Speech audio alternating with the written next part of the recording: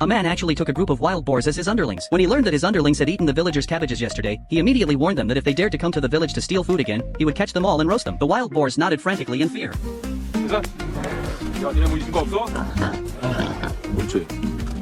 How could the wild boars not be afraid of him? After all, the man was the most powerful fighter in the forest, a grizzly bear. It turned out that he was a grizzly bear who had transformed into a human by eating garlic and mugwort. He was raised by a zoologist since childhood. Although he had a human face, he possessed the strength, speed, smell, and hearing of a bear. One day, the police captain placed a file in front of him, and he was stunned. The second in command of the gang in the file looked exactly like him. The captain told him that there was now an opportunity for him to regain his police identity. Hearing this, the man fell silent. His mother had always been unhappy about his quitting the police force. With such a great opportunity right in front of him, how could he not seize it? The captain was about to tell him about the elimination plan.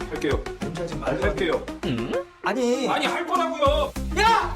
The captain was left speechless. Is it so hard to let me finish speaking? You just agreed without knowing anything. Would you have no problem even if I asked you to eat shit? The police planned to give the man special training before the operation. Otherwise, it would be easy for him to be exposed. First, there was a pile of files about the gang's second in command, which completely overwhelmed the man. After all, rote memorization wasn't a bear's strong suit, so he suddenly changed his mind. 이렇게 머리 써야 하는 건 줄 알았으면 안 했을 텐데.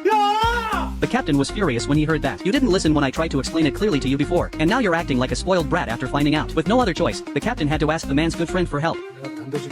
네, 할게요.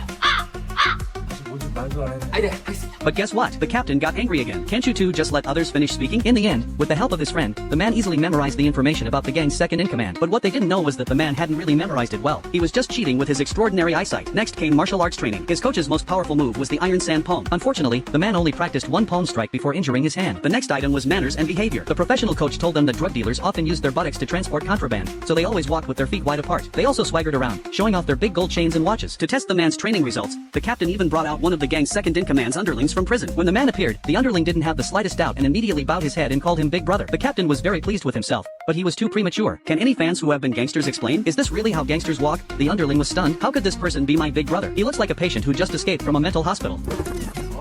대가리를 쪼개 글씨를 볼에다가 새겨버리려는 게 니는 씨발게 적 같은 놈아! 뭐야, 이 병신.